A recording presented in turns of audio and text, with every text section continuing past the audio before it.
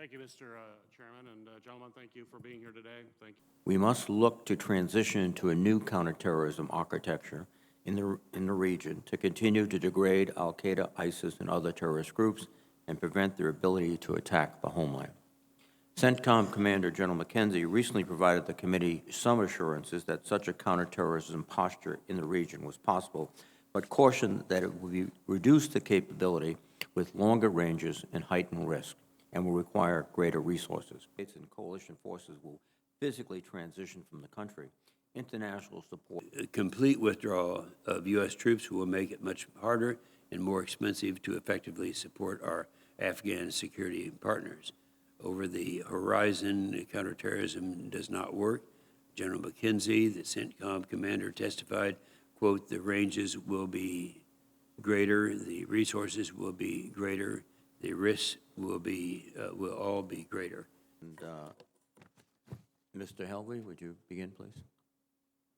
The administration assessed that the threat from violent extremist organizations against the United States, now emanating from Afghanistan, can be addressed without a persistent U.S. military presence in that country. At the same time, we'll work closely with the Afghan National Defense and Security Forces, or ANDSF, and with our allies and our partners to maintain counterterrorism capabilities in the region sufficient to ensure that Afghanistan cannot become a safe haven for terrorists to threaten our security. In this context, and in coordination with our Afghan and international partners, we're working to reposition our counterterrorism capabilities, including by retaining assets in the region, to prevent a reemergence of a terrorist threat to the United States homeland from Afghanistan, and to hold the Taliban to its commitments to ensure that al-Qaeda does not once again gain a foothold there, or that ISIS or any other terrorist group could use Afghanistan as a base to attack us. In some discussions with certain coalition partners with respect to, we are working to develop the options to be able to provide the type of intelligence, surveillance, and reconnaissance and other necessary elements to maintain an appropriate CT or counterterrorism capability. The planning and the discussions are ongoing on how to do that.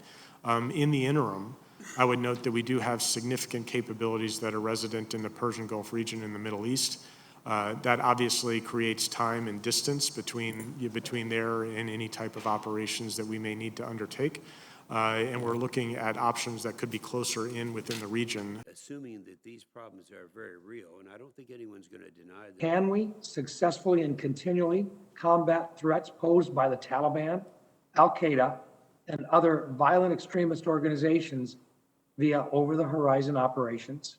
We have the capabilities to be able to posture in the region where it's required. We have the capabilities to be able to monitor potential adversaries, track those adversaries, and then strike when conditions permit and allow. Recognized via WebEx Senator Gillibrand. Thank you, Mr. Chairman. I'd like to